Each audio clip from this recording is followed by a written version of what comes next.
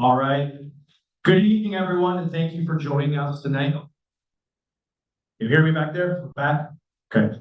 We're going to continue an important discussion about the 5-acre parcel and what it could mean for our community moving forward. How we arrived here tonight really began with you, our neighbors, through the initial community survey. The results of that survey showed clear interest in exploring the opportunity further, and that feedback is what set this process in motion. From there, the board felt that decision of this significance should not rest solely within 5 individuals on the board, but instead with the entire membership.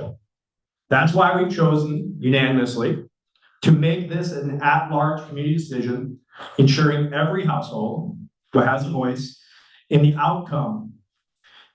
Each household's written consent, including those of board members, carries the same weight.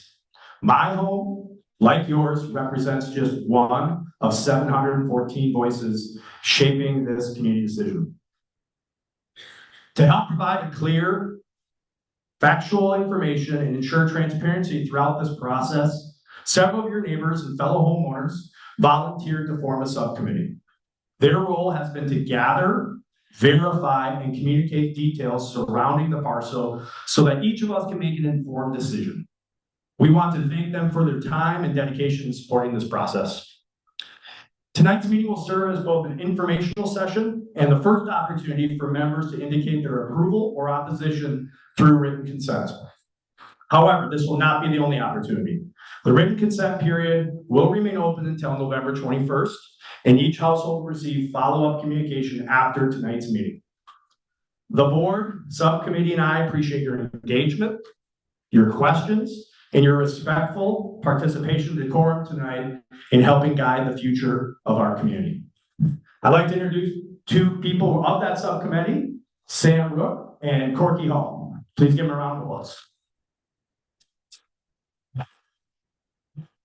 They will be leading the town hall this evening, and we'll, I appreciate you getting to know them. Thank you. Thank you.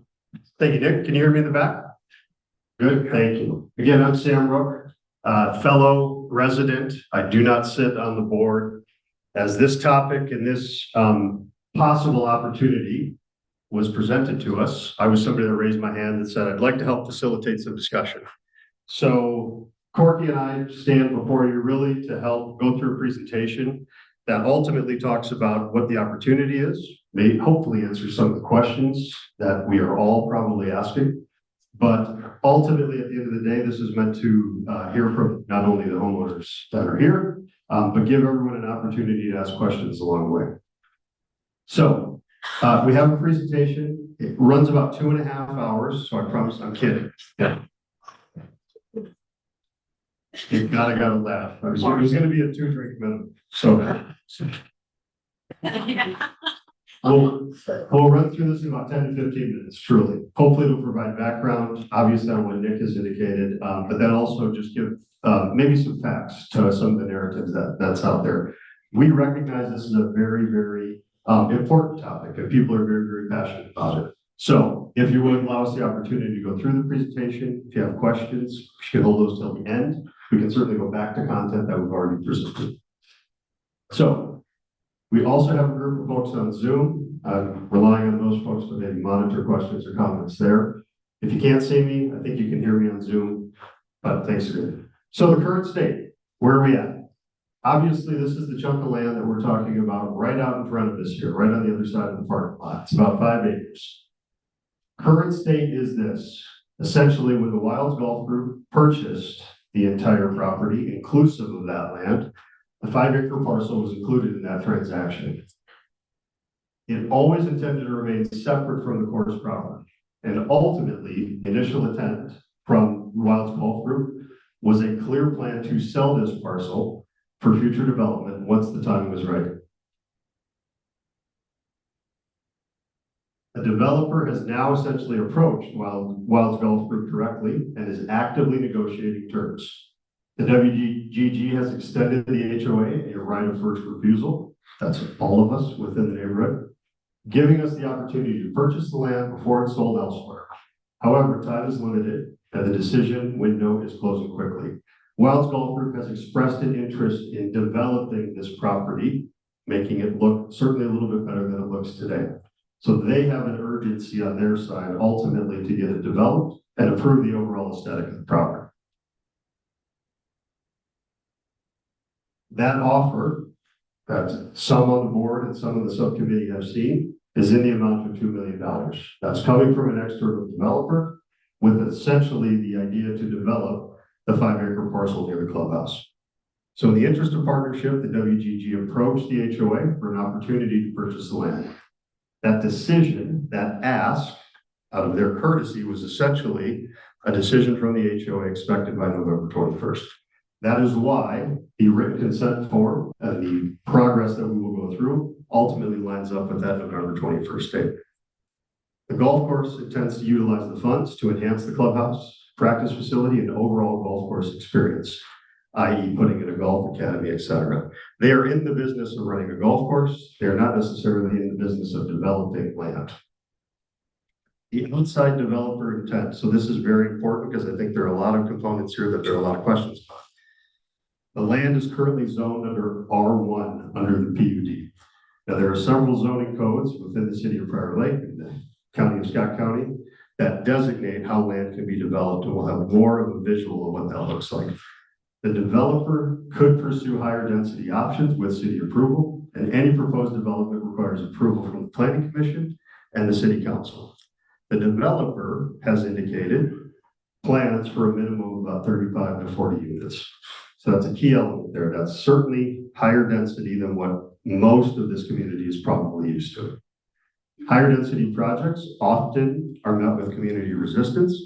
Approval remains possible if proposals align with city planning goals and design standards.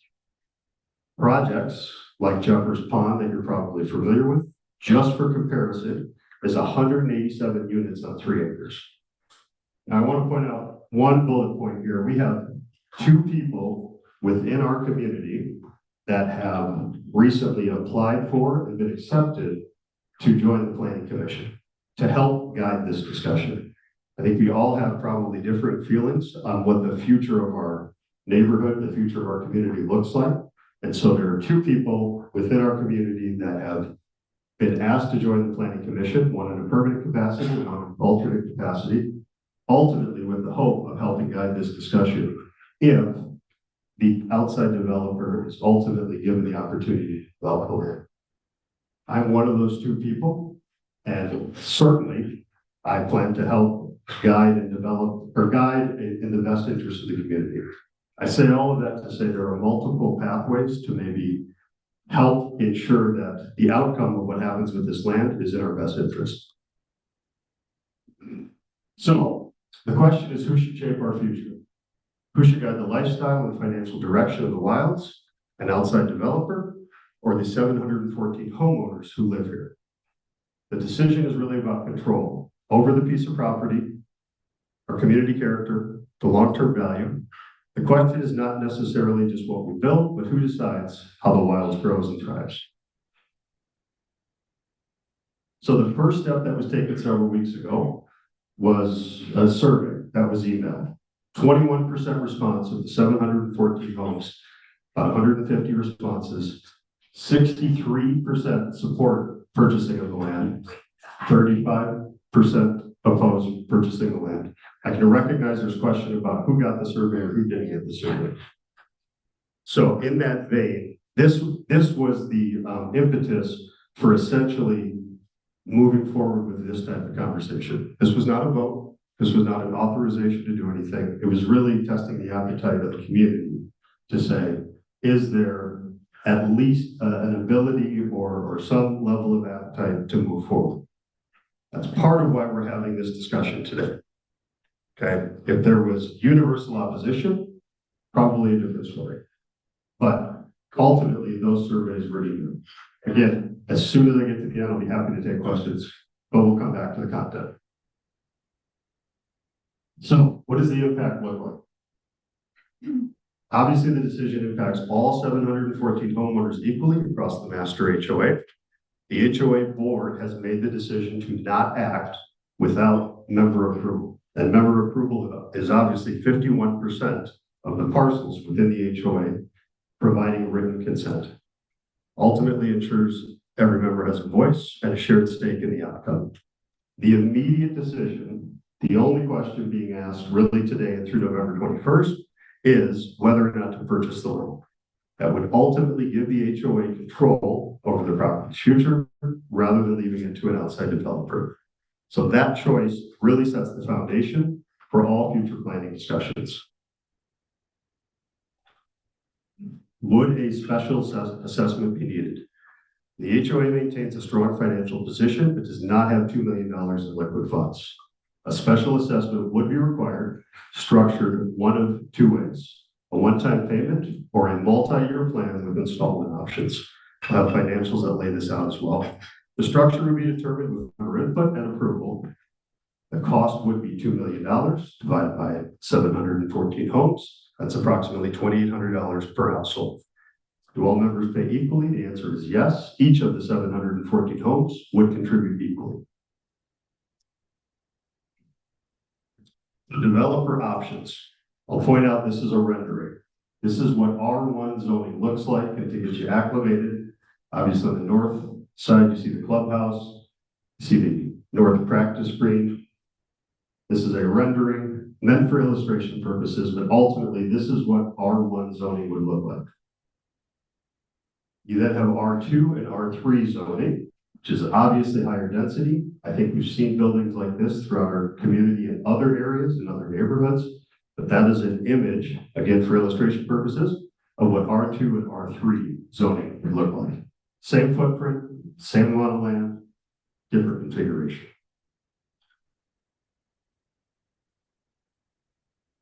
So clearly the big question is, if there were to be a decision to move forward to purchase the land, what are the options? We've listed 4 options, and obviously there's many varying factors within here. Option A, you could enhance as a landscape park or walking area. Option B is build an amenity center or clubhouse. Option C, build an amenity center with pool or water park. And option D is sell the home to a developer who agrees to the HOA conditions. Profits obviously be distributed to members. Clear to point out that none of these options have been fully developed. There's been preliminary work to understand maybe what those costs would look like, as we understand that that's a question. But additional assessments could be proposed later if amenities are approved. So what does that rendering look like? Obviously, this would be on the higher end. This would be pool, amenity center, etc. Certainly a much different execution.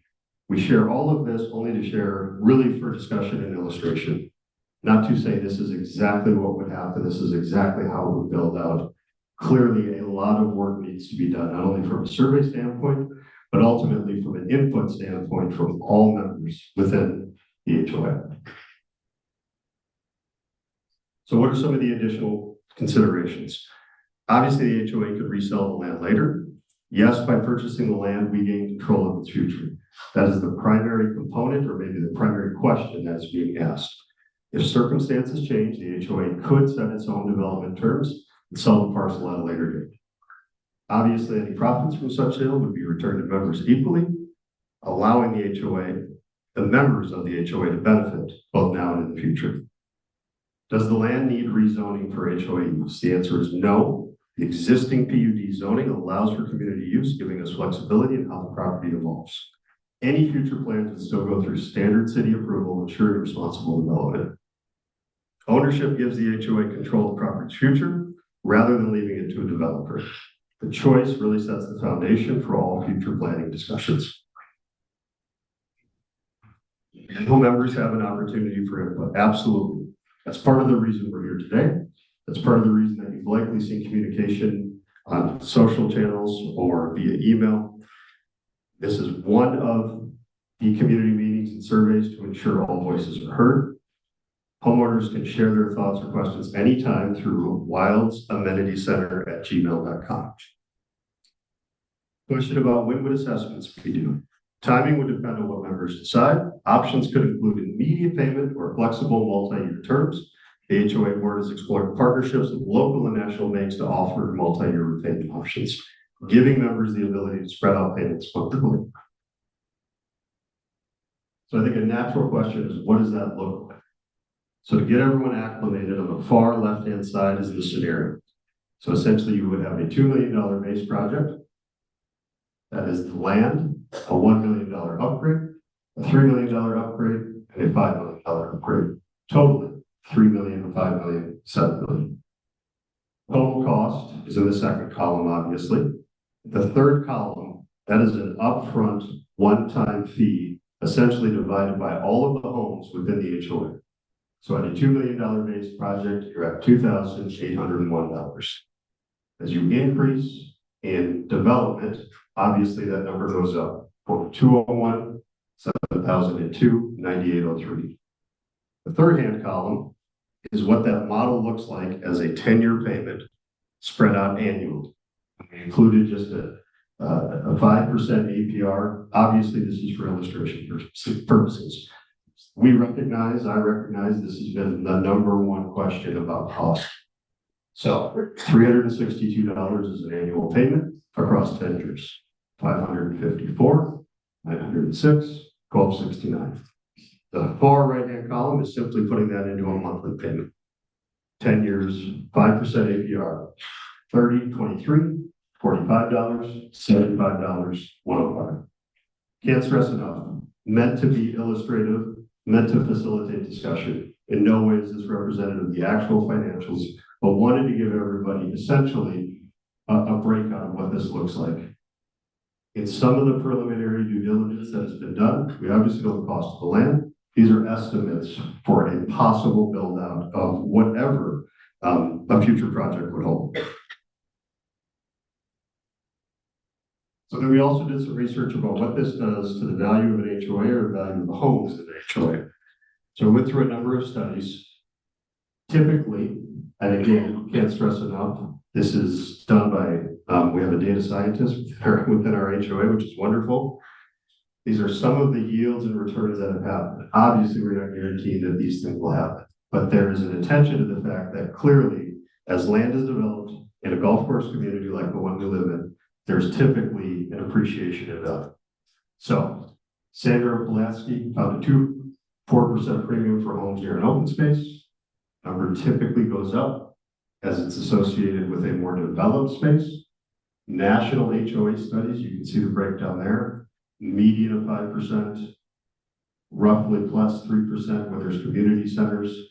Pools added approximately 1.5 to 2.3%. Combined amenities average 4 to 5% total premium. Ultimately, illustrative only, certainly not guarantee that. Want to facilitate the discussion. But people are making decisions about significant financial costs. Certainly like to illustrate what that looks like on the other side. If you take the average home in Minnesota, in the wilds, approximately $600,000. Again, that's an average across the 714 homes. You can see the breakouts of appreciation based on those estimates, 3%, 4%, 5%. Illustrative of open space, an amenity center, pool with pool amenities. Based on these assumptions, there's possible value impacts. Again, done by one of our fellow neighbors, Ollie, provided by Atlas Database. So a couple more additional considerations. The big question, ultimately why we have a full room, and again, thank you for everyone for attending. The board of the HOA has proposed that the membership approve a special assessment. Again, that number is $2,800 per parcel to be levied in early 2026. The purpose of purchasing that lot is from the current owner, proving of the special assessment requires written consent. The land purchase special assessment is pretty simple. An approval for that purchase or do not approve. It is the document that you should have in front of you. You should have received 2 documents. Now, obviously, pretty straightforward in terms of what that says. Okay, I'm sorry. 1 per house. I apologize. 1 per house. Thank you. So we recognize this was a town hall. Again, Corky and I asked really to help lead the discussion, somewhat from a neighbor standpoint, as we all are neighbors. We don't necessarily have, really a guide for where we're trying to take this discussion, but more so wanted to facilitate the discussion. Happy to answer questions. Courtney can facilitate some of those. Perfect timing. That's not me. That's not me. Out of courtesy to the folks on Zoom, we will repeat the question as you ask it. Press and hold the button. Press and hold the button. You hear me? You like it? It is. There you go. There you go. Now I got it. Here, Corky. Switch on. All right, here's the first round. Just had a question on the, we'll call it home upgrade 1 and 2, the amenity center. There's nothing in there that discusses what the operating costs will be. So, I mean, that could be a significant piece that no one's looking at. The other real quick question is, the price is supposed to be $2 million. How do we come up with $2 million? Say the last part again, I'm sorry. The price for the addition, that's 5 acres piece. Yep. Is set at $2 million right now. But it shows there as the overall cost would be $2.8 million. So I'm trying to understand the difference. So base, really quick for those on Zoom. Oh, I'm sorry. No I'm problem. sorry, yes. That was the one-time quote. Yeah. Gotcha. No problem. But the initial question was around operating costs. Fair question. I think a lot of us certainly have the same question. And so ultimately that work and that due diligence would need to be done. Nobody within the subcommittee, nobody within the board has necessarily said, here's what it would take to operate an amenity center. But ultimately that work would need to be done after the HOA has either made the decision to move forward or not made the decision to move forward. But it is certainly a fair question. Next one. Who is the developer that we're bidding against? That's a good question. I don't have the personal developer's name. I don't know that the golf course has shared that with us. Yeah, the golf course has not shared the name of the company. It seems like that would be pretty important. Yeah. Yeah. I find it hard to believe that they don't have it. Sure. Sure. Yeah, typically.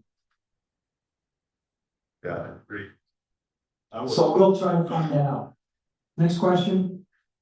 Just curious on how much the taxes are gonna be on Sounds like you should on the land that is purchased. Yep. Nick, I think we have our finance wizard in the room to talk through that.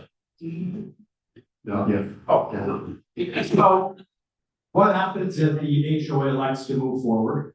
We decide to do a purchase agreement, right? There's about a 180-day due diligence period, right? That we start pushing these different things and ideas. We have a long list of things that would need to happen. And part of that is when the amenity, whatever it is, would be assessed back to all 714 homeowners as part of your taxes. So it's at the HOA, because we are a nonprofit, we don't pay taxes on that. It would be back to the individual parcels. What would you? Next question. Hi, Dave Ekstrom, Fox Trail Northwest. I've got a few comments and then a couple of questions. The first is I'm totally against the purchase of this land. I hope everybody else is too. For basically 3 reasons. First reason, this is all about putting in a pool. It hasn't even been veiled. It's been out in the open. Nick has said many times his goal as president is to have a pool by the time he leaves. If you look at the video that he put out, it's right in there, which I appreciate. You're being honest, you want to have a pool. I'm sure other people are going to talk about why a pool's a bad idea, financials, the assessment, the ongoing costs, the liability. I don't want to even get into that. I just want to say when each of us in this room purchased in here, we have $50 a month HOA fees, now it's $60. It's a limited association. We had no expectation of a swimming pool or an expansion of our HOA into this territory. When you look at what this will do to property values, you put up some numbers there that say, well, this is going to increase values. When those values are increased, and I've talked to real estate professionals about that, These are in communities where they are developed by a developer who puts in a pool. They bear the upfront costs. Everybody that moves into that community knows when they move in, what they're looking at that time. Not 30 years after they come in and all of a sudden there's this pool and all this stuff going on. A pool of buyers that come in and want to buy this at $60 a month for HOA fees, yeah, they don't mind the association. Whatever these unknown costs that are going to be for a pool, now you're limiting your pool of buyers. Realtors I've talked to said the best thing that can happen on this is for realtors, people are going to line up to sell their house. Second reason for not buying this or voting on this, there's no comprehensive plan. You've got generic numbers. You can't expect us to vote on this thing when we don't know what's going to happen in the future. You need to come up with a comprehensive plan. I've been told, oh, we didn't have time. We've had 2 months since the Wilds Cup when we had this emergency thing where we had to talk about this thing. The Thompson Group, from what I understand, they're not even going to sell this place or close until March because they've got capital gains that they have to worry about. We have time to put more solid numbers together to say, if we're putting a pool, we're putting hard courts, this is what we're going to do, let's vote on that.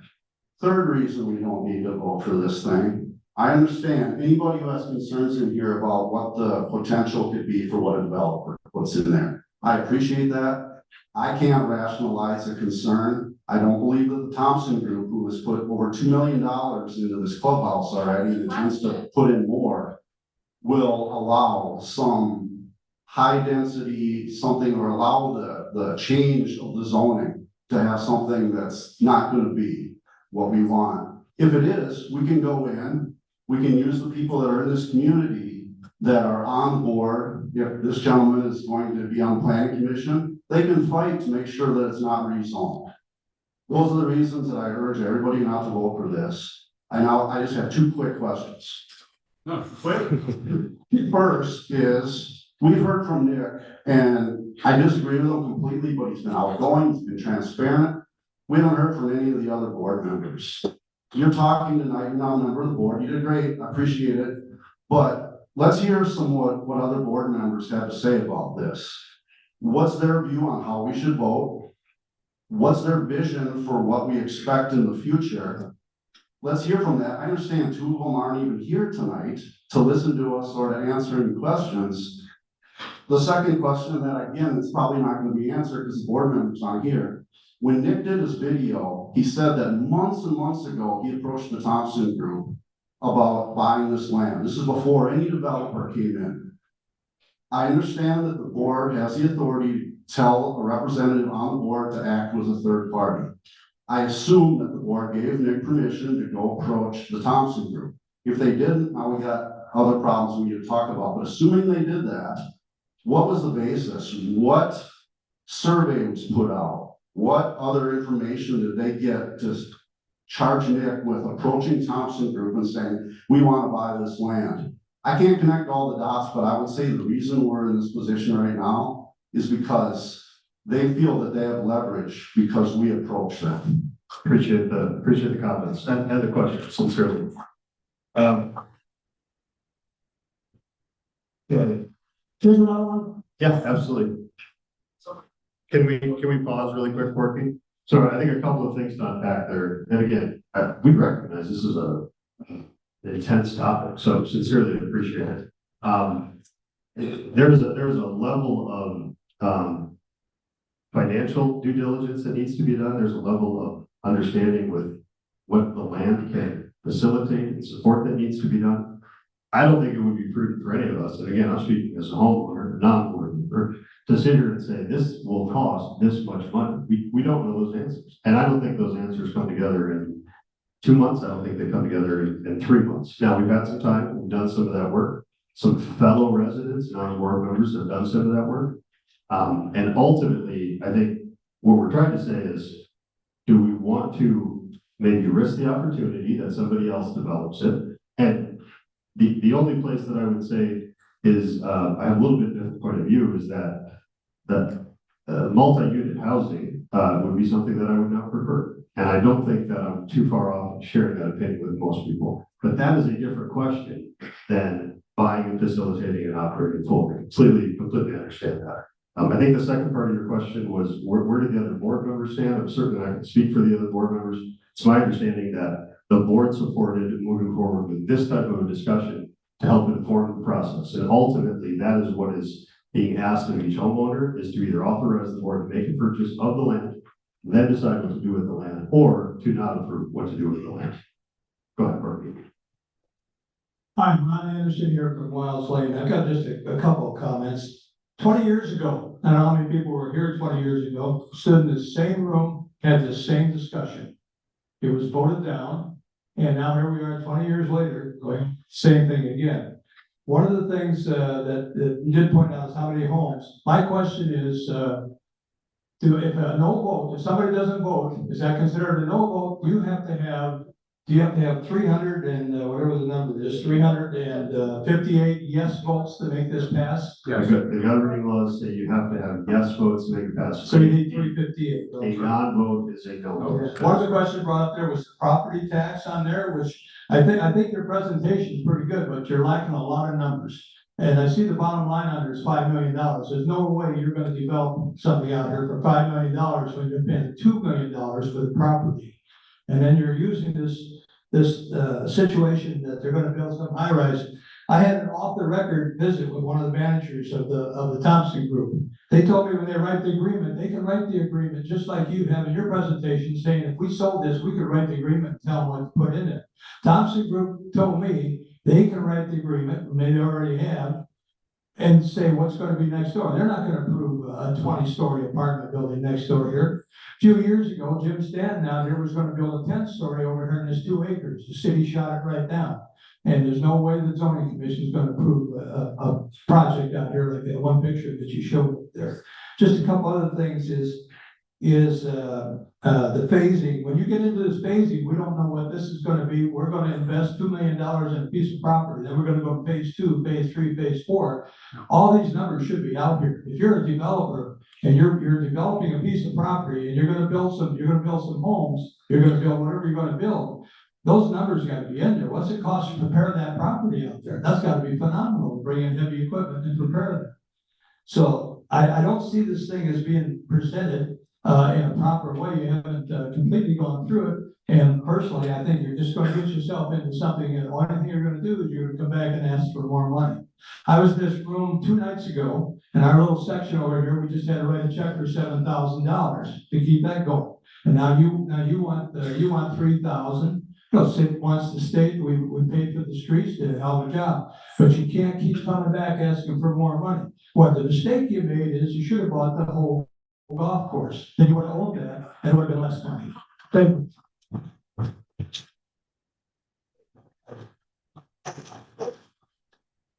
No questions?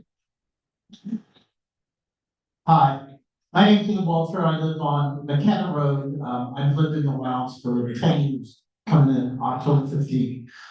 My question is, I know because I'm on the end of the Wilds that is finally being close to fully developed.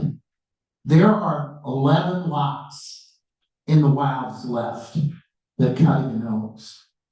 Pinnacle put one on our cul-de-sac last fall, and he had to buy the lot from the Cuttigan group because there wasn't anything available.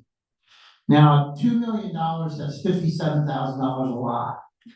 Right now, Cuttigan's getting $160,000 for a lot to build a house. The two that just got built next to me, one is 1.4 million, the other one's 1.2. The one in the cul-de-sac is 1.1. They're in the lane. If the Wilds is still a desirable community, and I certainly think it is, there's got to be other interest for people that says we've got an area to put 35 homes in. I drove the school bus for this district, and I'm all over Prior Lake, and they've got little streets where a developer grabs it to put 5 homes up. So if there's that kind of a parcel out there, I've got to believe that there would be interest from some of the higher end developers like Cuttigan or Pinnacle, Fieldstone, some of those people that They're not in Prior Lake anymore because there isn't any place to build. Thank you. Thanks for the feedback. That's I wanted to clarify one thing in this, very preliminary financial projection. That line on the bottom you see is 7 million total. So it wasn't 5 million, it was 2 million for the land, 5 million plus. But appreciate the comments and appreciate the feedback. Hi there, I'm Jason Lasfield and I'm a Timberwolf Trail. A lot of people did a lot more research than I did coming in here tonight.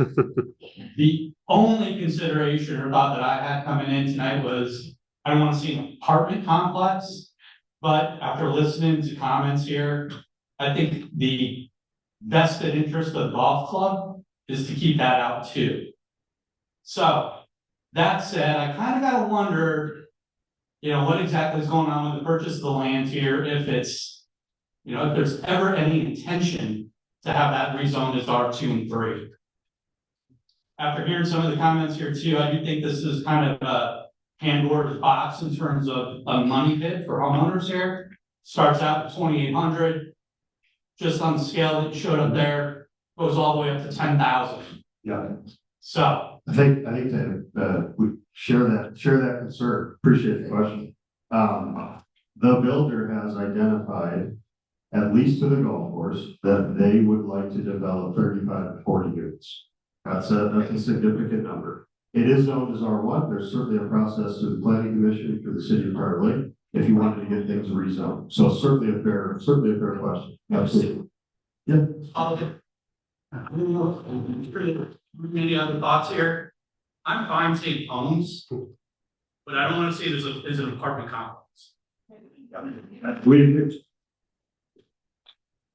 I would venture to guess that most people in this room agree with me. I would. Go ahead, Bertie. I'd like to thank the board. This is not easy. And we have to remember that because it wouldn't be easy for any of us, right?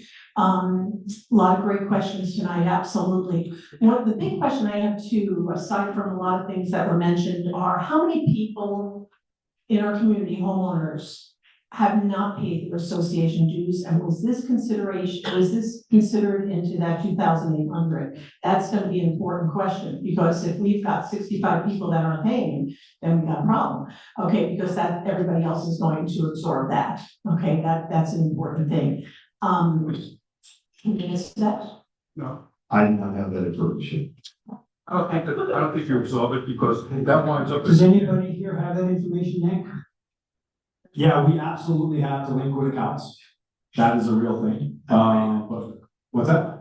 It's probably 15 or 19. I thought he was. Next question.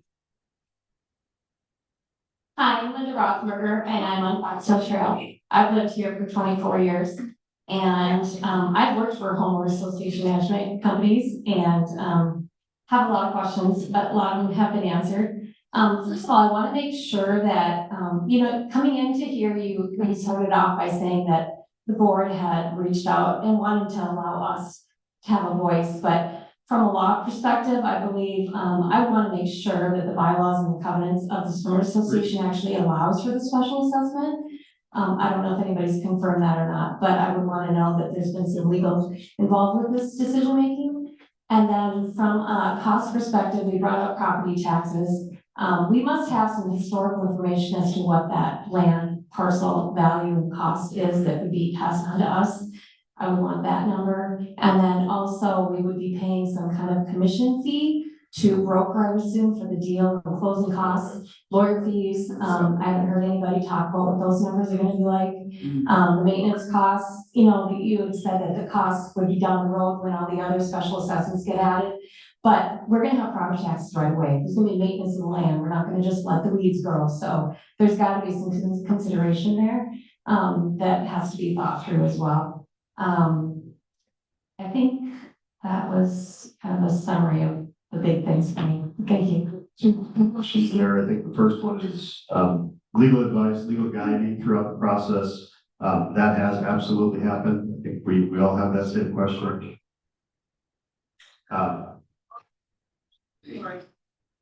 Everybody okay? Okay. So we have consulted certainly to have an understanding of what the governing documents say about how to go through a process like this. So that part has been done.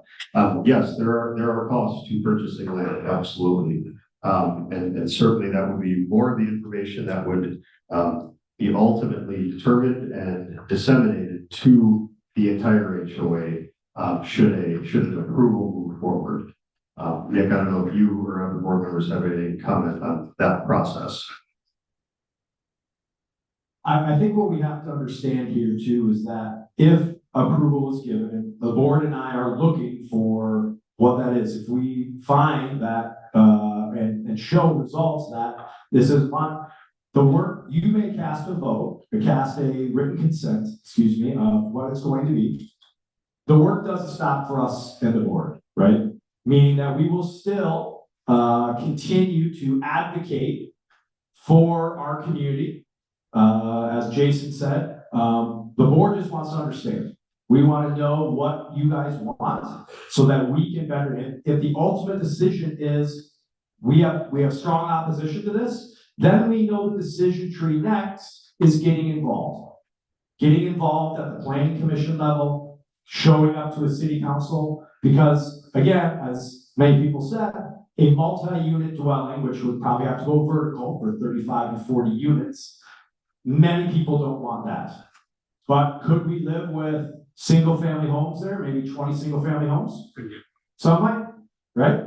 So that's what we're trying to understand as a board, because we want to know what you want, not what we want as the five. We want to know what you want. And that's guiding the discussion today so we can understand what the decision tree is next. Because I, for one, as a board member, will continue to work on all your behalf. As Dave said, hey, I have a strong feeling what I'd love the vision to be. But if that's not in line with what the community wants, we move on. This was very similar, if you remember the last time we had a survey, mailboxes. I had a strong feeling that we should move to a PUD that would cut costs, but we heard overwhelmingly that people love the aesthetic of our gold W's on our mailboxes. That was the more expensive path. Not in line with what I want to do, but again, we continued through, we made plans, we found a volunteer committee. So I want you to understand that the work doesn't stop for us on the board or even the subcommittee to make sure that we're supporting what the community wants. Chuck Benson from Sterling South. I'm very concerned that the board is requesting a yes vote on a $2,800 purchase with a number of possibilities after the fact. But I haven't heard whether the community controls after the fact. If the $2,800 was voted, $2,800, sorry, I'm still involved in the $7,000 question. But if the $2,800 element was passed, do we as homeowners have a bearing on what is going to be phase 2 or phase 3? What's transpired here is the board controls all that after we pass the $2,800. No, that's not correct. So, okay. Well, clarify that if you would. Yeah, so the plan would then to be seek input, right? And under certainly the same guidelines and the same bylaws that we have today about what would be developed. As a non-board member, as just a resident, I wouldn't want the board to be the only ones making the decision. I would want all community member input. And so that's why we're here today. That's why we're having this discussion. But ultimately, that input would be asked for from the broader HOA about what any future development would look like. And part of that, right, is our due diligence. We're lucky to have some really talented people in our community that were on the subcommittee that talks about the steps that would happen if we decided to move forward November 21st. Because we may elect during that 180 due diligence time, we may find, hey, the soil is rotten. We can't build anything there. We pull out of a purchase agreement, right? Because the steps needed after we decide to move forward, if we did, are these. Retain legal services, conduct a phase 1 and phase 2 environmental site assessments, perform an Alta survey, soil borings, wetland review, develop a request for proposal. There's a lot of things that I understand, and we fully intend to have the community guide us in those decisions. Question, you know, Yeah. hang on, got a question here. Also,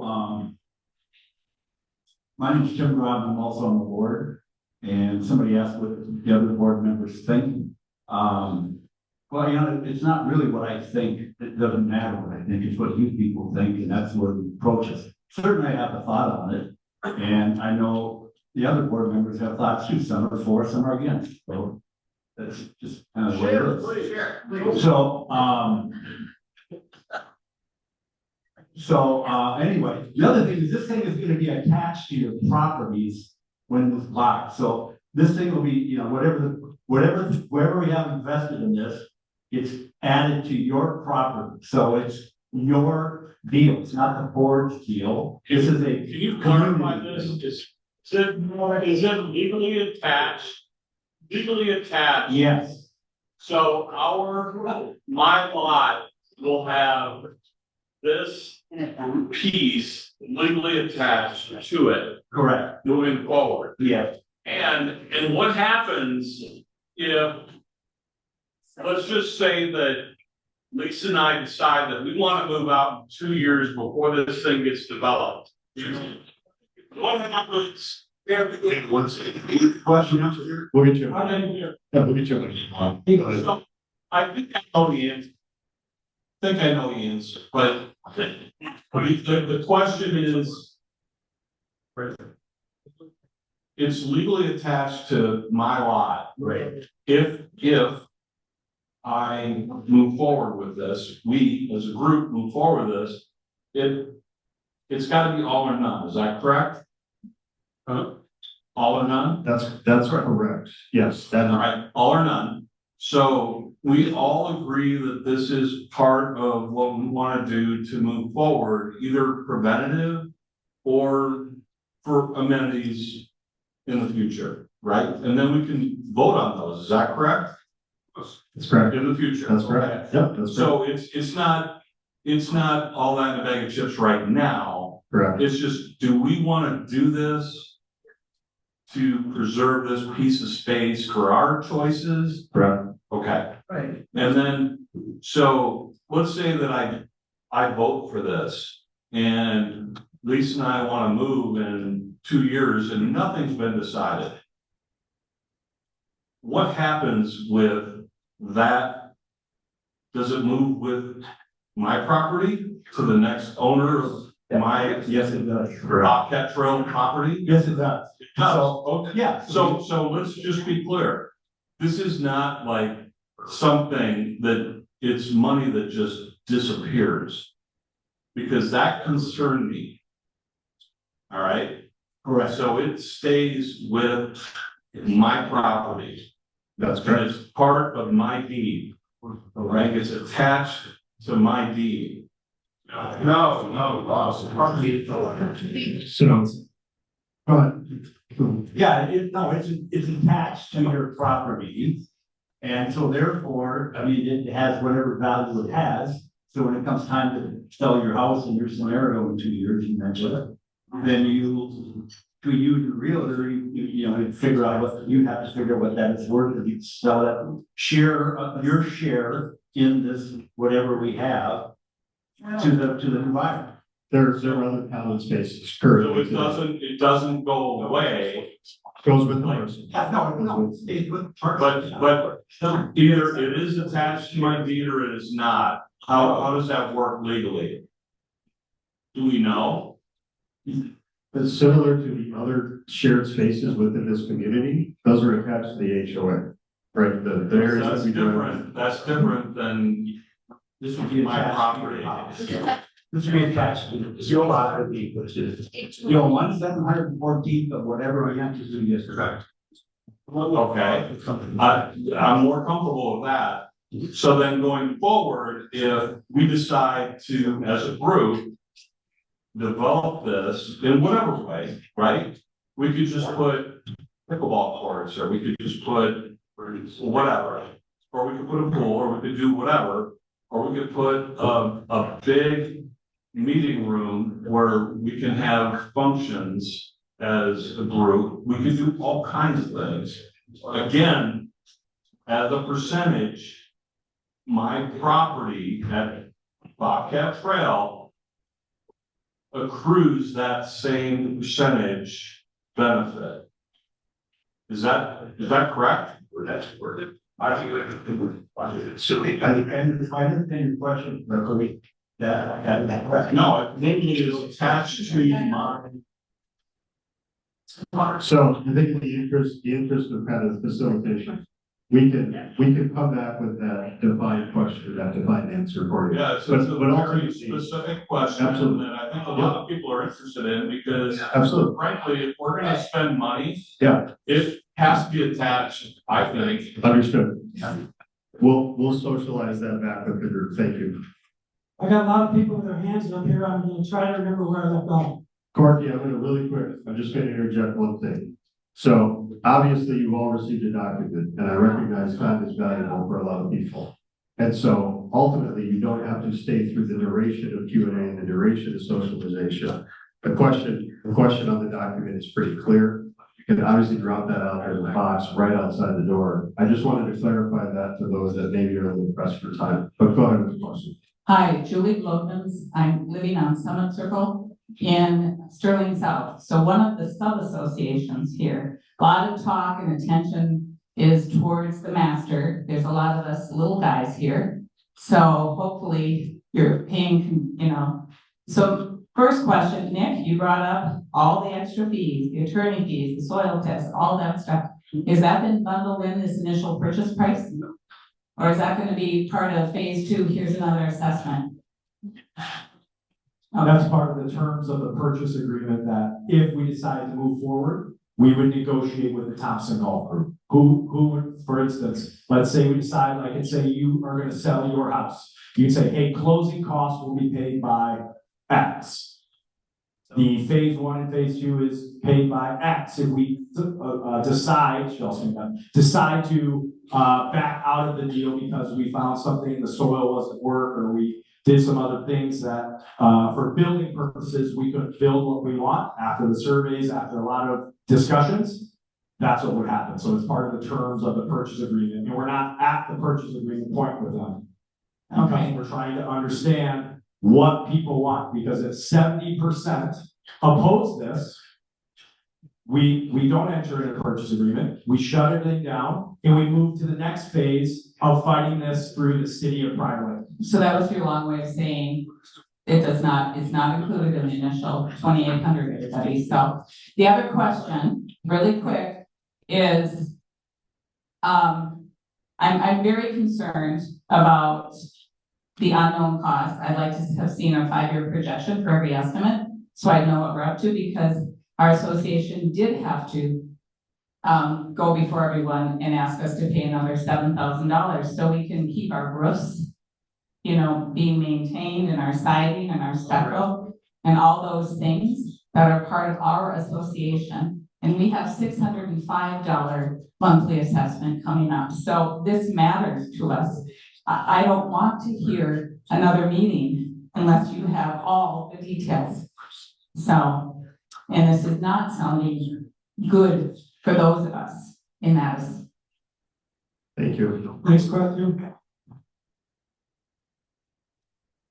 Thank you. Ted Purley, Wild Lane, I've been here 10 years. And this is not so much a question as a comment. But, so my wife and I have lived here 10 years, almost daily. We take a walk around Mystic Lake. And so this goes to the maintenance question and how we're doing currently. Because part of the route that we take right now goes sort of behind the waterfall with the deer, and there's a little pond there. That is part of what our association takes care of. However, I would suggest to any of you that haven't been around on the back of that, that is not being well maintained, and it hasn't for years. There are, water hoses sticking out of that water. They've been there for a year. There's a huge hole right next to the path. It's been there for 2 years. If someone fell on that, it'd break their leg. There is a piece of the the walkway. These are individual slabs of concrete. One is raised up about 4 inches above the others. It's been that way for 3 years. It's not being maintained. What confidence do we have that something big in the future is going to be maintained? And my suggestion is we can't. And as a matter of fact, we have proof to the opposite.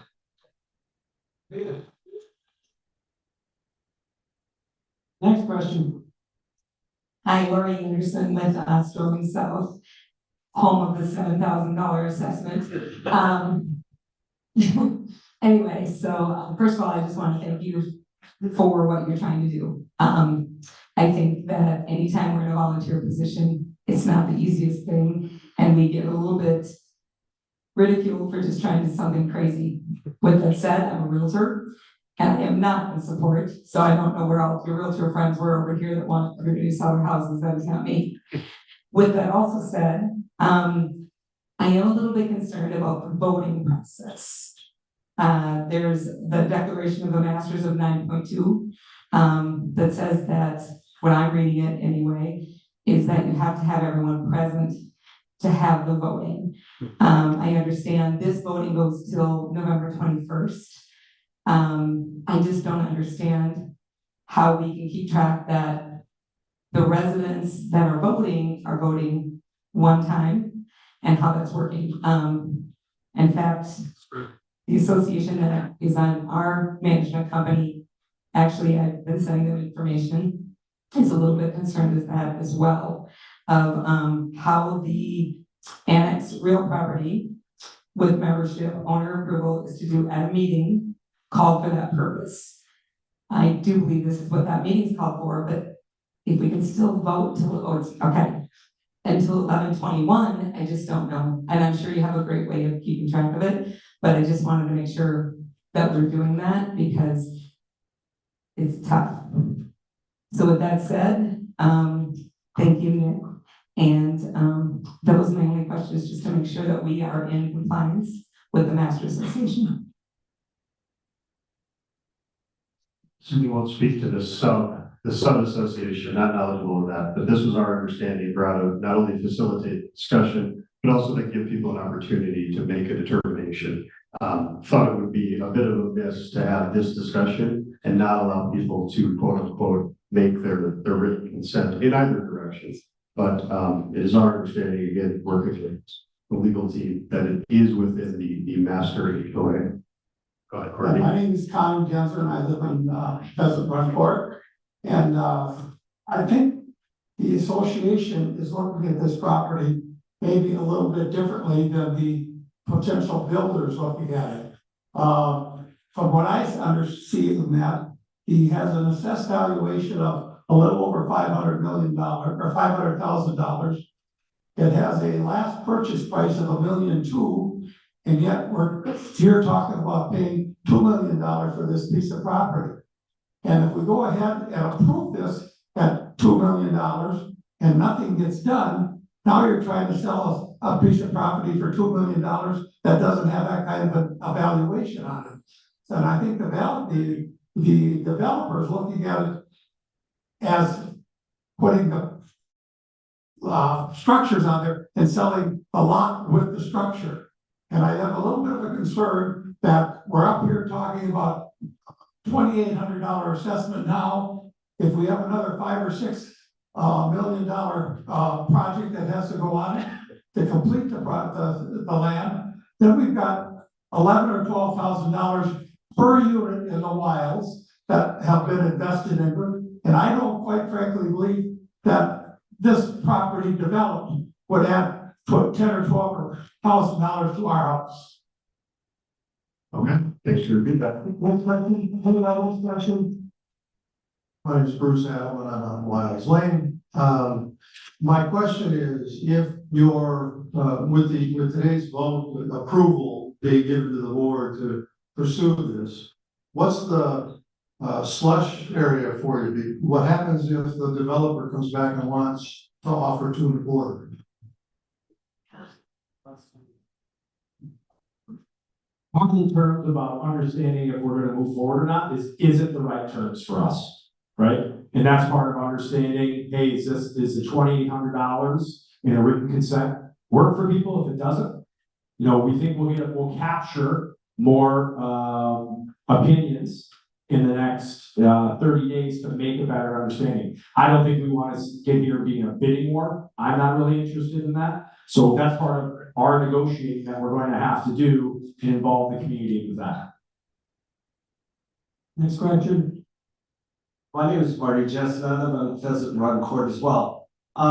Earlier, did you say that this is a right of first refusal? Or is this an opportunity to bid? The golf course essentially came to the HOA and said this opportunity has been presented to them. I think it behooves the golf course in an attempt to keep the residents in a positive collaborative relationship to basically say this opportunity is on the table with the HOA, with the residents, like to have an opportunity to have a seat at the table. So yes, in short, they were giving us that same opportunity. So it's a courtesy really to have an opportunity. I would just like to make one observation. 35 units on 5 acres is 7 units per acre, which is not much density. Correct. Well, Next question. Yeah, Pat Goolsby, and I'm in the same group that the Sterling South, and I have a question, I have 2 questions actually. What is our management fee that we pay as a percentage on projects for the master? We don't. I'm gonna defer to Nick. There is no. So we don't. So for the waterfall, for instance, where we spent $225,000, if we would have gone through their construction company, they would have marked it up like a general contractor, probably 20 or 30%. The same thing goes for work orders with mailboxes. But we, as a board, felt confident enough. We completely general contracted all the work within the waterfall project for itself. So no, we don't pay that. So you're telling me that you don't have to pay anything as a percentage of a job? No. In the contract, that's all I need to know. No. Is that true? We don't? That is true. Okay. The other thing is there, if this thing would get serious and pass, which I hope it doesn't, what can we opt out in our community? No. Our association? It's our understanding that the governing laws do not allow that if it were to pass. So you're sure of that though? I mean, you've got legal advice like, I don't, how much, by the way, is all this legal information that we've just, that you've paid already on this? Anybody got an idea of how much, We don't have. Does that come out of our, I take it must come out of our, Mass Association's, reserves, right? Our operating income. It does, doesn't it? I think that's a question you all deserve to ask. Okay. So I want to hopefully help maybe guide the discussion. Obviously, we're here today talking about a very specific piece of property. I can recognize there's other questions, maybe other concerns. I think there's a mechanism and a cadence of meetings to have that discussion. We have ongoing board meetings, is my understanding. Certainly, I think there's an opportunity for member input during some of those meetings. But it's a big decision, and I realize that. We've heard from the Sterling South Group, obviously a significant financial cost to an unrelated project. And so certainly understanding there's asking more of that is a big question mark for them. But my hope is to really guide it around. The question is simple. Do we want to control the land, or do we want to give the opportunity up to somebody else? And that's really at the core of the question. Certainly there are more questions involved, and we can all probably have comments about the current status of the HOA and waterfalls and flowers, etc. But my hope is to maybe keep the conversation focused on this particular question. Next question. My name's Jen, I live on Wood Drive. So I would like to know how the purchase contract is thought to be written. So, because there would be fees, everything for purchasing the property, but how would the purchase contract be written? Who would be owning the property? Would it be the HOA or would it be residents? Yeah, sure. The HOA would own that. So how would that be an investment for each of us? Only because we pay a small little percentage to the HOA fee? So how would it be an investment to us to pay that 28? Because I don't see the HOA, because that 2 million divided by 714 is each one of our houses, not any of the money from the HOA. So that's our money. So how is that an investment for us?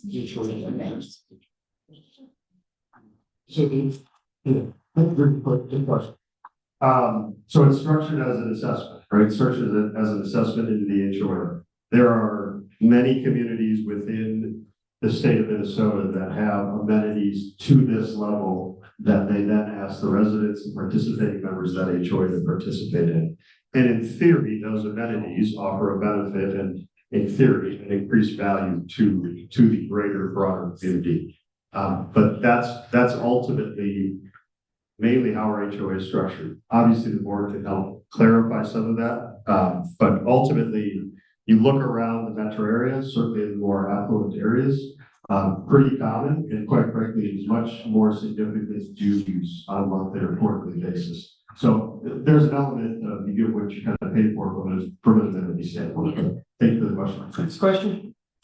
Hi, Terry Nesmother, I live on McKenna. I too looked at the previous sales price.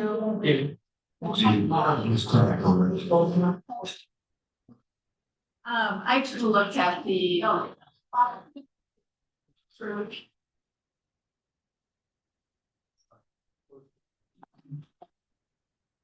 I too looked at the previous sales prices for that parcel. I sold real estate for 25 years. So a lot of that being in new construction, a lot of that being in developments, one of which had a pool.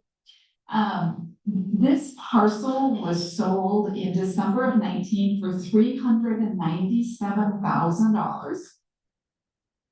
It was sold for 1.2 in March of this year. Now you're asking us to pay $2 million. There are 3 very large parcels for sale, very close to the wilds. The average price per acre is $178,000. This is equating to $400 an acre. It just doesn't make any. 400,000 an acre. I'm sorry. It just doesn't make any sense.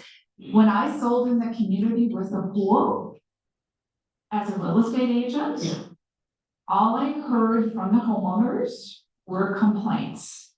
Complaints about there was a bunch of rowdy boys at the pool. There was a bunch of little kids running around that aren't supervised. There was a constant, there was vandalism, there was people not cleaning up after themselves. It was a nightmare. Everyone wished there wasn't a pool there. I strongly believe that this is not something we should get involved in. I don't think it would do anything to help the value for our homes. In fact, having an association with higher dues and this larger liability affects your value the other way. It affects buyers purchase. Thank you for the feedback. Next question. Hi, I'm on Wildview. I'm a newbie. I've only lived here 2 years. And when I walked in here initially, I was shocked at how many of you went, we're not buying this. I was shocked. I really was. I thought people were hoping to preserve some of this green space, even if you plant grass. I think that talking about a pool is premature. I would be happy to have just some nice green land there and nothing else, but that wasn't my question. My question was, since I'm so unsure now where we are on this, if we can take a hand vote on how many people afford this, is that possible? So I don't think it's allowed within certainly how we do written consent. There's also probably half the homeowners that aren't present. Okay. But we're giving obviously the opportunity for input questions, which is what we're doing today. And then ultimately, a longer lead time for which we will. Hey, Wes, send written consent. I'm gonna get back to the bath. You wanna just, you sit down here and watch, okay? Recommendation or made a vote on it. But the gentleman who talked about the pool, that's not a given, and also for you. Correct. We're not in the pool. So I think that's very premature. I think the point is, do we want to buy this? And if I had a choice to have green land ecologically in my development, I would want that. I would not want 10 more houses. So, that's it. Thank you. Courtney, we got time for a couple more. Hi, my name is Karen Shamble, I'm a Vancouver Path. I personally think that I'm very concerned that there are a lot of scare tactics going on right now. I keep hearing about the high rise and the multi-units. Me personally, just like the gentleman said earlier, I cannot imagine that the Wilds would sell the property without putting something in stating that they could not put in apartment buildings. Because there's no way in hell, excuse my language, that they're gonna have business people come in here to the community and have we're going to the golf course with seeing a multi-unit right that close to the clubhouse. So there's a lot of scare tactics. Also on top of it are the costs. You know, you show the interest rates up there. There's not an interest rate right now of 5%. So I mean that alone is not accurate. There's just too many unknowns. And the fact that I keep hearing that there was a survey recently, a survey. Nobody I've talked to in my neighborhood had a survey. People I've talked to here haven't seen surveys. What concerns me is all this stuff is happening. None of us have gotten emails. I mean, all this stuff is happening besides you're actually on the planning commission already. When most of us, this is new knowledge to us. So I'm very concerned about the scare tactics. I just don't believe that the Wild will sell that. Yeah, certainly appreciate that. Our hope was really to kind of lay out the current state. It really was. So, scare tactics, I certainly don't agree. The goal was more so to say, this is the current state, this is what we have. And I think maybe to speak to your last point is, rather than, we had a couple hundred people respond to surveys. So I don't know the mechanism by which people got the survey. It went out through emails, recognizing some people don't have these. But my goal was to facilitate a discussion. And furthermore, I think rather than kind of give our opinion about what you have, my hope was just up to God. And that's ultimately why I made the decision to volunteer and to be a partner. So thank you. Questions? Okay, I'm Linda's husband actually, and we live one lot away from the golf course here on Wild Street. So I have a little bit of a bias about what I think. However, I think the mistake being made in the meeting here is assuming that this is a 3-stage process. Buying the land, putting either an amenity in or putting in one with the pool. It's not, it's just basically buying the land. And as far as I can see, that's a sunk cost. It protects the neighborhood from looking like, you know, I don't want to say ghetto, but it's not looking like, you know, a high-rise development area. Because I don't care how you try to put something on that property. It's 6 acres, you're not going to put, it's 5 acres, pardon me. You're not going to put houses on there that are currently zoned next to it that are half-acre lots and try to get anything on there.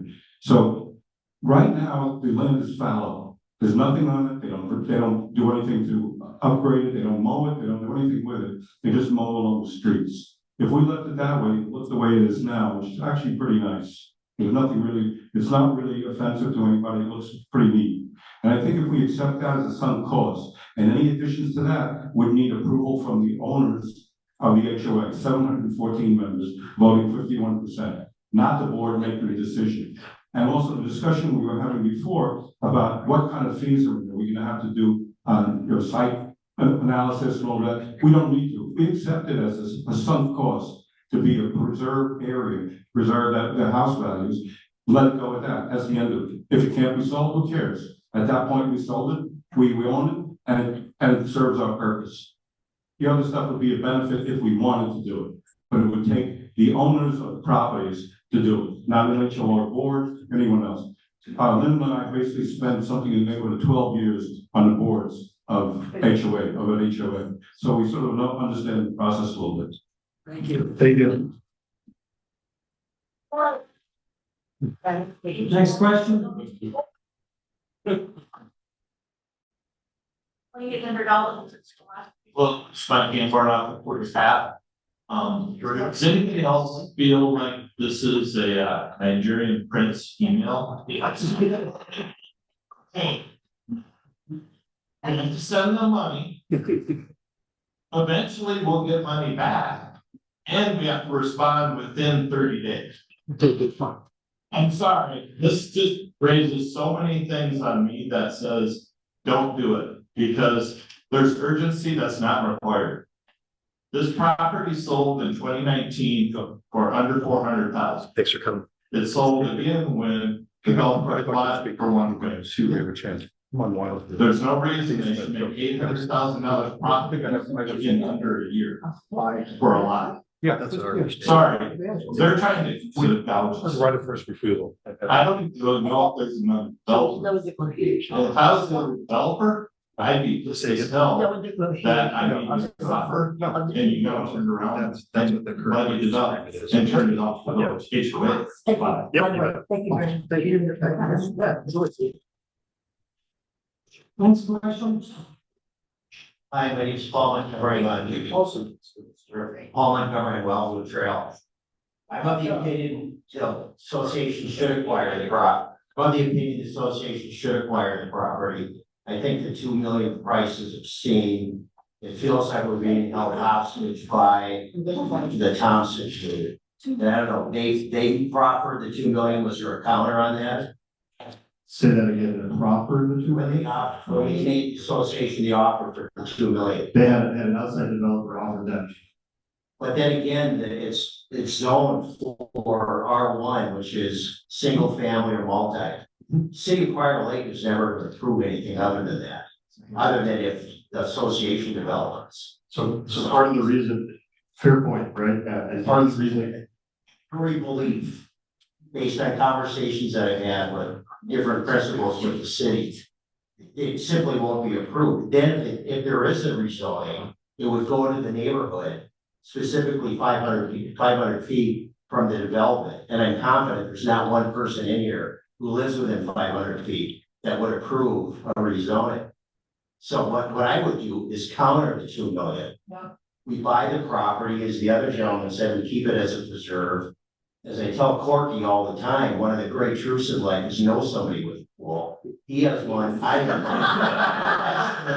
one. We can build a pool, yeah, but we can build a nice spot just to keep it. But the threat that the developer's gonna come in with apartments like they're building off of McKenna and they're 42 and Jefferson on, it's not gonna happen. So buy the property, make a counter offer, and then we hold on to it, then at some point we can decide what we're gonna do with it, but I think we're being held hostage. And good for the Thompson Group for buying it for 1.2. Or whoever sold it then for 1.2, but it's not a $2 million piece of property. Yeah, I think you bring up a good point about, there's this avenue and pathway to fight this from a local standpoint, the city and planning commission standpoint. And obviously we didn't belabor that point throughout the presentation, but that is part of the strategy for how the group wants to see what happens with this land. I think there's consensus that we don't want a ton of multi-family units going up. Now, the cause for concern is that I think there's certainly some pressure and influence from St. Paul that most cities start to develop in a higher density rate. That's just a fact, right? And quite frankly, we've seen it within about 2 square miles of our building. We've seen multiple multi-family unit homes go up very, very quickly. So is there a pathway to fight it? Absolutely. And I think that's why some of us felt the need to try and, be in a position of influence to help guide that. But, if you'll share your addresses for where the pools are, that would be. Questions? Hey, Nick, answer just one question. How much money have we got in the reserves?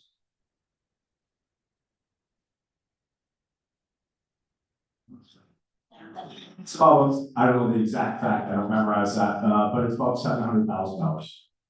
Okay, why can't half of that go in on this, monies that, we're buying the property for? I mean, it doesn't cost that much to run the association.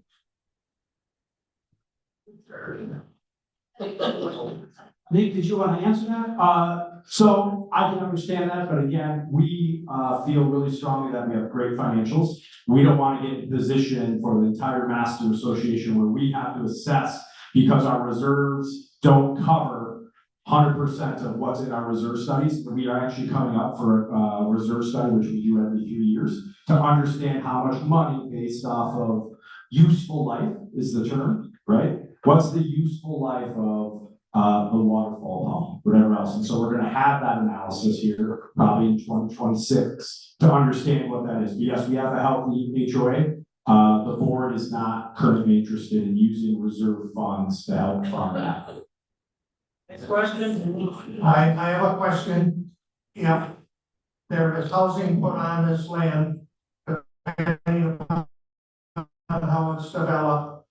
What are the probabilities of the people being members of the Wilds or not? This is something we would continue to advocate for. We want to make sure that any development, and ask Ryan as a olive branch, we want to make sure that any new home, especially if it's single family, follow our covenants. Next question. Hi, I'm Heidi Fitch. I'm from Sterling South. Thank you for the presentation, by the way, and you started your presentation on a really high note when you gave the results of the survey. It was 65%. That's an incredible percentage of people who were interested. And yet, my question is, how many surveys did you actually send out? Because very few of us on this side of the room received a survey. So do you know the number of surveys you actually sent out? I'd like to understand that 65% of how many? Yeah. You talk about, it was sort of. So part of the challenge that we always have as an HOA is making sure that people are subscribing to the communication vehicles so they can send this out. One thing I'm really proud of is the Wild Social Club. We do a lot of activities to build community here. And so you may not know about those events as well if you're not signed up for emails through Associa, right? You as Sterling South are managed by a different HOA property management company called Community Associations Group, which is separate from Associa. So we're trying to find ways, and I think we as collectively board members throughout the community have done a better job in the past 3 or 4 years of trying to communicate to do that. But we did put this out on social media. I sent a video out to try to push it. Chair of the social committee, and I appreciate everything that Nick and the board does, because we have had a lot of really awful happening. But we did not receive any communication about the survey, and we've done surveys ourselves, that hopefully a lot of you have received about our events and what's going on in Wilds Cup. So where's the survey? I got one.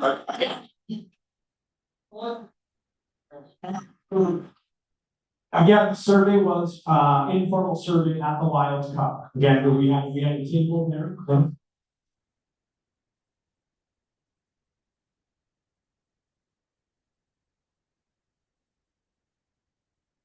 Hold on, hang on. Let's put that out and be in the Wilds Betty Center and ask for feedback, and people brought it there too. So it was not just Wilds Cup, but we tried multiple channels to get people. Next question.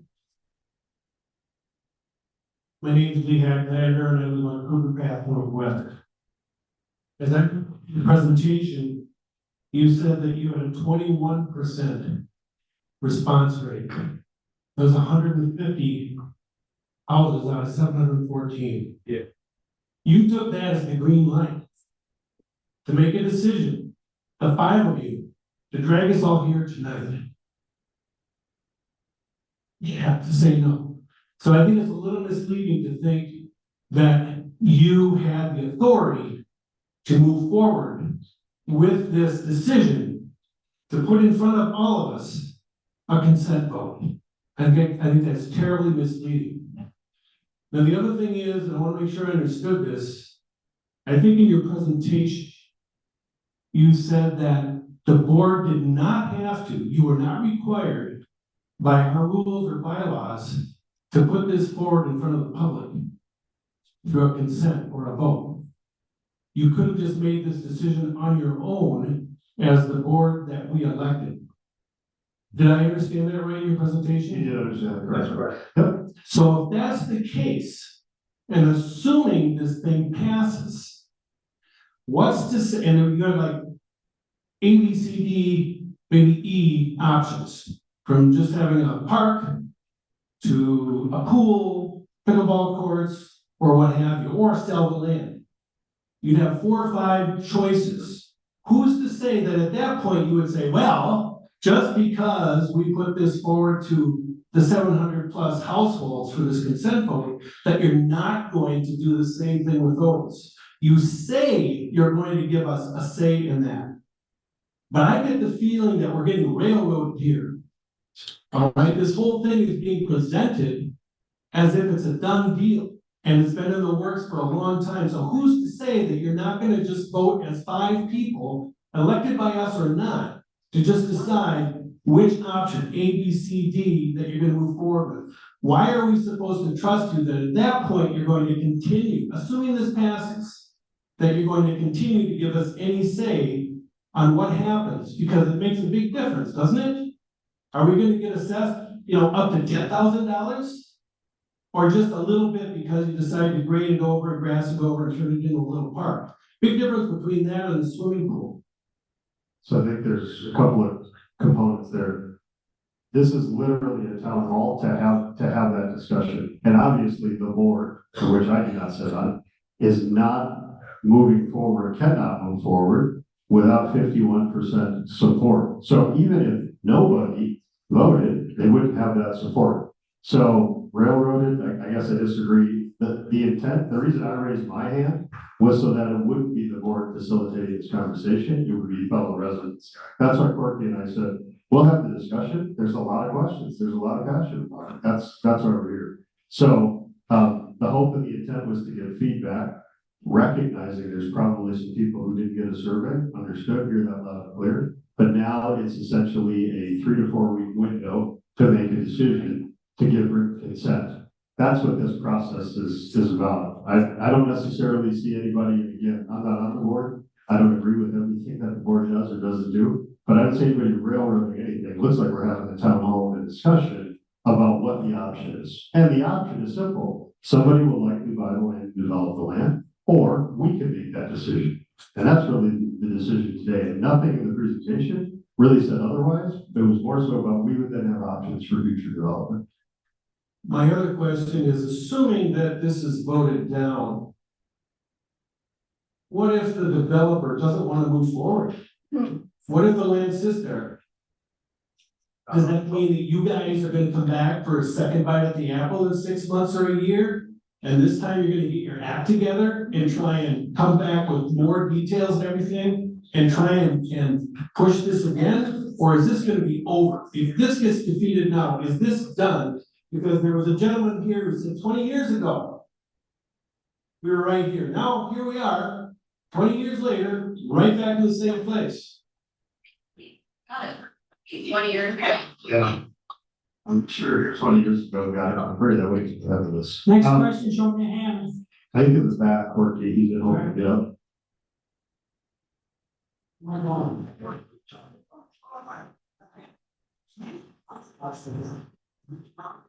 Worth this in credit card. There's lots of discussion about, you know, the buying of the land. I mean, for me, I feel it very much like a lost cookie kind of thing, because we don't know what the next steps are, next steps. I mean, it's just like, give me a little bit here and don't worry, you're gonna get some more. But I also haven't heard a lot of comments about, you know, the other side of that coin. You know, I know you go advocate and stuff, but again, all this is about buying as opposed to what's the options on the other side. How do we influence the city? What kind of things can we do? I know you're talking about, hey, we go do that if this doesn't pass, but it really feels like we want this to pass, so we don't have to do this other thing, whatever that is. And you guys didn't like you examined that didn't present it anyway. Yeah, so the process is first to go to the planning commission for approval of zoning as is and development as is. After that, it goes to the city council, which usually takes the recommendation of the planning commission. And then ultimately they get the correct permitting and authorization to move forward. Obviously, there was a discussion about what needs to be done to the land. That's part of that discovery work. But it's really a 2 to 3 phase process in terms of approval within the city for developing any really undeveloped land, especially a parcel like this, that again is currently in R1. I think for those of us that maybe have caution, it's really because the developer has stated to the golf course that they would like to develop it, they'd like to develop it significantly. And obviously there's more financial benefits the more that they develop it. So that's the cause for concern. That's why there are some of us over here saying, yikes, I don't know if we want to see that. I don't know if we want to be a part of that. But ultimately it's a 3-step process: planning commission, city council, and whatever.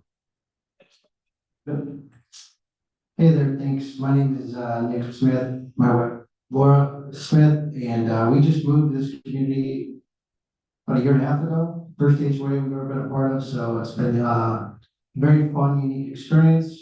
The community aspect of it has been great. We actually have 4 young children, and we live right on Wilds View, and our property will be the property facing this 5-acre lot. So what we see out that window, what we decide here truly matters to us.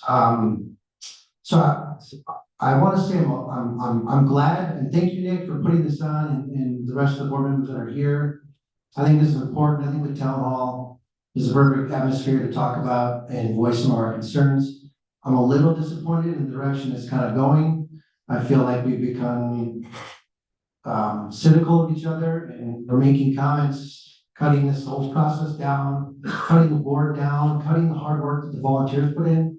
When the reality is, this is a community decision, and I think that we need to be responsible in how we discuss it and talk about it, and be aware that, you know, you might be on this side of the community, but there are people next to this community too. And so this is important to us, and I will absolutely be voting in favor. I don't necessarily agree with the price, I don't agree with all the aspects of it, but what I do agree with, and I want to go back to, and I think is the root of this whole discussion, is controlling the property.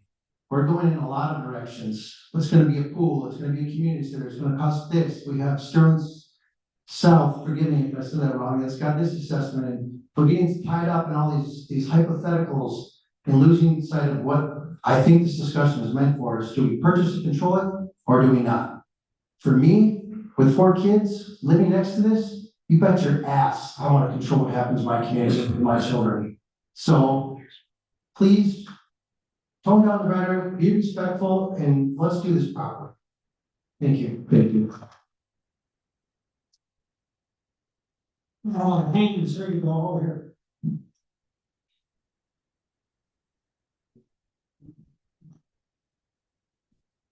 I just had a question as it relates to all the extra costs that we brought up, like the delinquent people that don't pay their assessments, how much more that's gonna add to our costs. We have this $2,800 note, but is that if it goes through set in stone? Or are people also getting the property taxes on top of that? And this assessment for the delinquent people, I wanna know the real number. Is that what's gonna be shared with the people that haven't attended this meeting, that are gonna get the arbitrary email? And are they gonna have the information about all those extras? And what's the future of all the assessments coming down the pipeline when this email goes out? Because there's a lot of people, this room was full, there's a lot of people that might vote blindly with all that hidden stuff that we just are finding out tonight. that they won't have privy to. So I just wanted to find out, how is that message getting sent? And is this a set number? This is a set number for purchase agreement, and then obviously further communication on some of those exact costs that you talked about. Ultimately, in the next 3.5 weeks, we can communicate some of those additional estimates really at this point. Yes, we can communicate those, and we can communicate them in written form to everyone, to the homeowners. You've been waiting patiently. Thank you so much. My name is Alexandra and I'm on White Tail Ridge. So basically the road that would drive past that lot to get to my house. First off, I wanted to say the last time I came to the annual meeting, we discussed a pool in the property. If I remember you stating that properties might be for sale, I'm gonna ask them, correct? Yep. Okay, so I was aware of the property already going to be for sale possibly, in April. Is it April that we did? We talked a little bit about it. So for me, it wasn't a surprise. I don't know how many of you attend the April board meetings, but I was one of them that was there. So we did discuss that. And I stayed for the whole thing. So I heard everything. And then secondly, I don't think anybody's really thinking about the traffic too. If they do build something, the more traffic is gonna be on McKenna. I know a lot of people complain on McKenna that there's a lot of traffic. And the speeders that go by in houses, you're gonna have a lot more people that are gonna be driving by and speeding. I know the other thing too is I'm not sure what, like the community, who's gonna be renting these places. We already just put in those flock cameras to prevent people from coming in and, you know,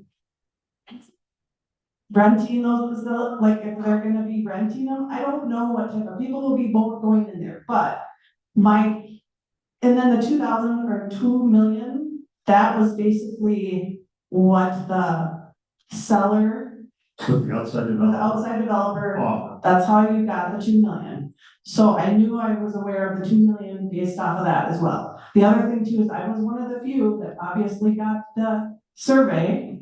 I don't know how nobody else got it, but I found it, I saw it, it was on Facebook, and we went in and did the survey.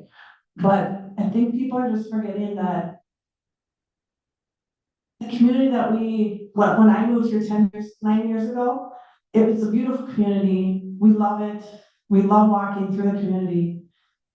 And to see even some of the yards and the houses aren't upkept even right now is disappointing, because I pride myself on this community and keeping my house nice and for everybody to live here and see it. So I just would be scared to have more people, more traffic, and just not sure. I know somebody complained about the pickiness of the HOA. Well, I like the pickiness because I respect that people take care of it pretty. And so I know somebody made the comment on Facebook about that. But anyway, I just wanted to say that. So just to let you know. Thanks for the feedback.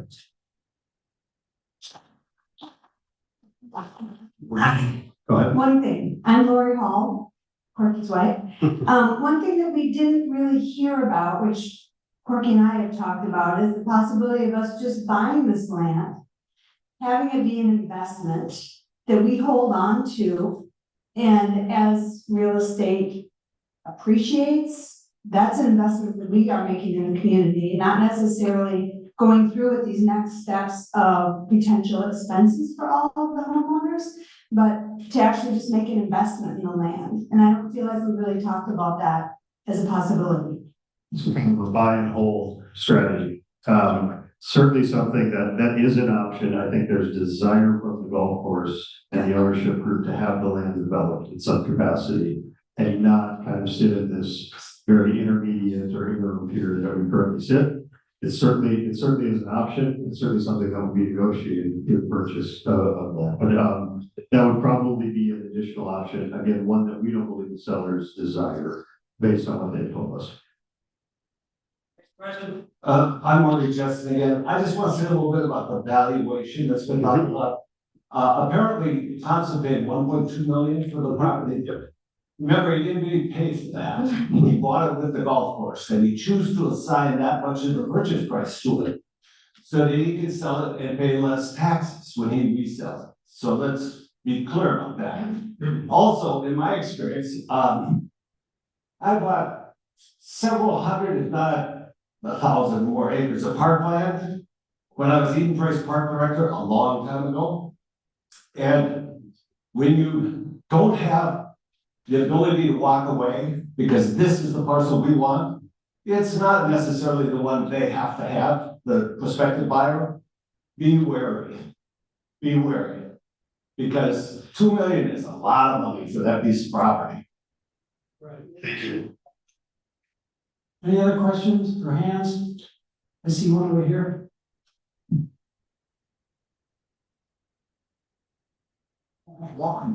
Yeah.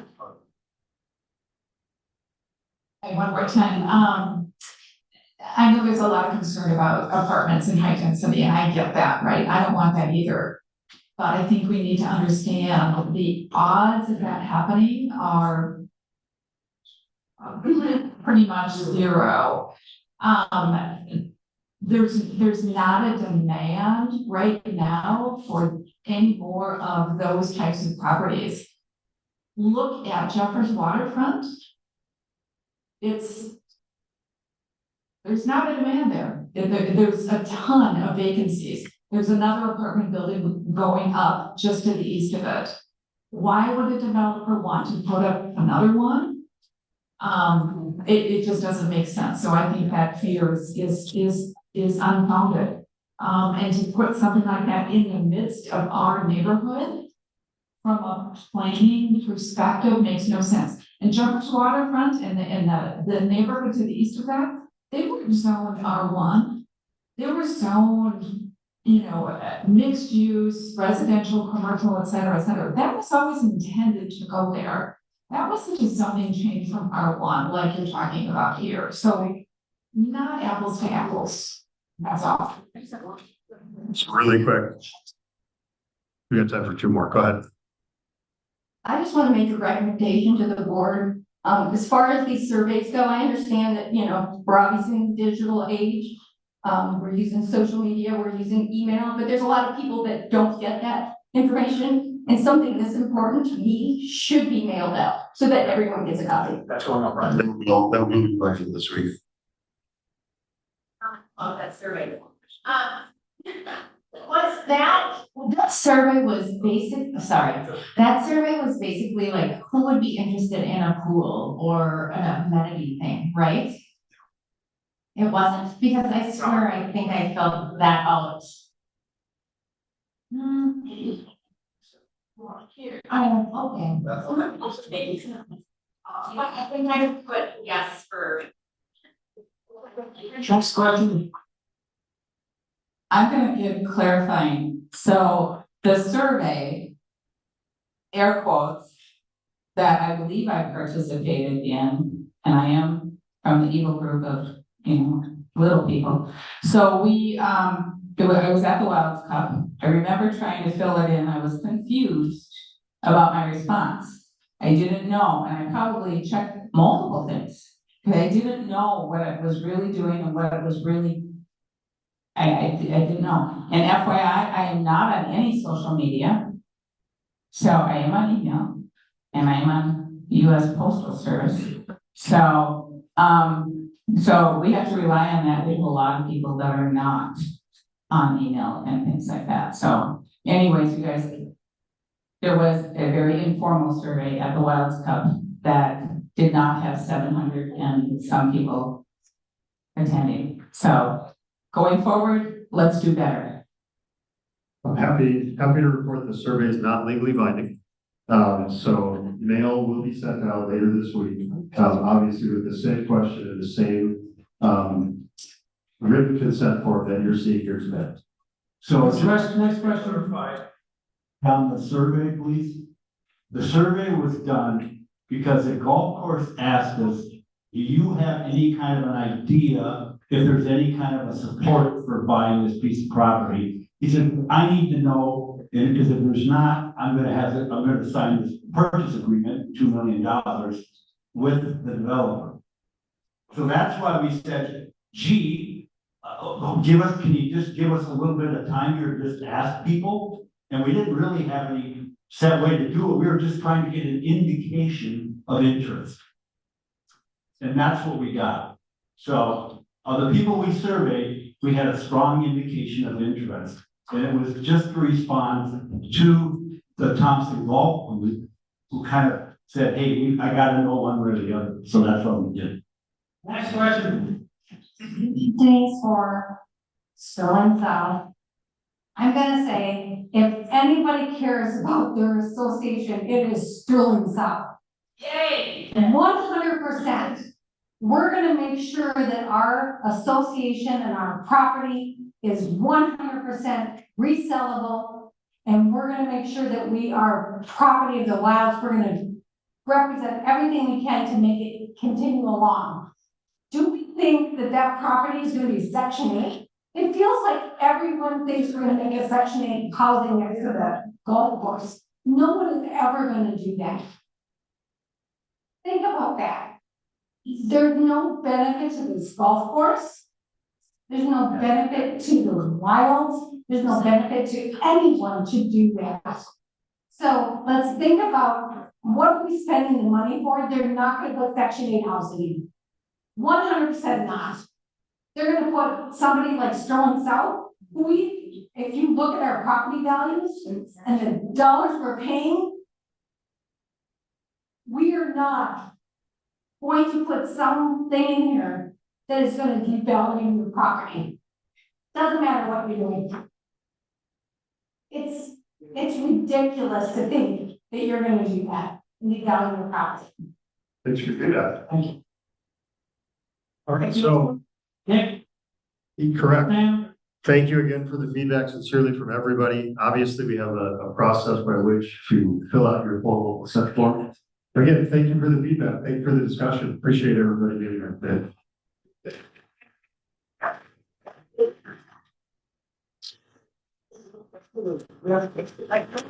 Thank you. All right, superstar. Well, thank you. I'm Marty Jessen. I appreciate it. It's not easy. I appreciate it. And I happen to oppose the idea of reasons that I explained it. You can. And you did a great job. Well, thank you very much. I appreciate it. I don't know how the hell you got this. I'm a fool for taking. I volunteered. Yeah, question your brain. Yeah. But thank you for the brain. I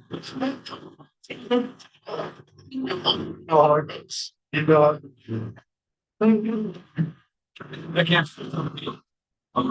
Something like just. What's really important? Hi there. How are you doing? I'm good. When and where can we see the results from the voting that was done here tonight? That will have to be shared outwardly. My understanding from the board is that it will get shared once it's complete. But shared out because we've lived here for 6 years. We weren't even on the list to get in there today. Oh, really? No. Oh, okay. Yeah, so we haven't been getting anything from you guys. So we're directed in there just because it's a little outside my scope. Yeah. But yeah, I mean, it'll be like tomorrow, right? Yeah. Just gonna call them up. Yeah. Okay. Which one's next? Really quick. Yeah, great. Well, I see your play was Saturday. Yeah. Appreciate that. Oh, it's really amazing. Yeah, see that. It just thinking the boss. I'm gonna keep up me. It's not like, but yeah. It's a mystery. Okay, fantastic. Oh, great. Absolutely. Yeah. You yeah. Yes. Yeah. And then works too. Yeah. Okay. Give me the go. That's great.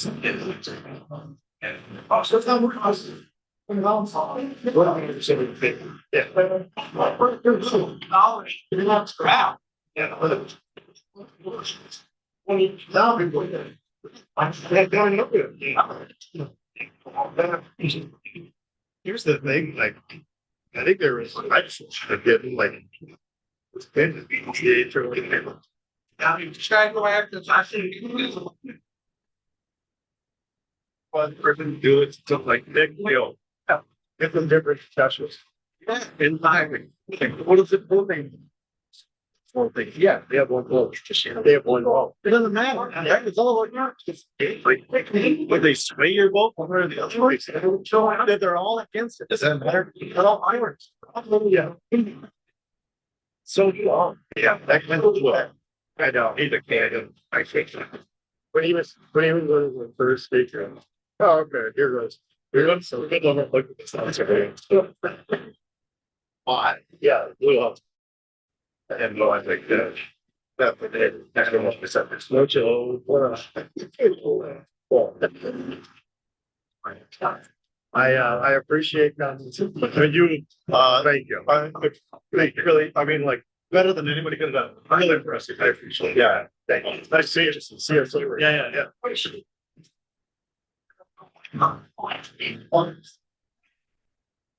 I think it was over the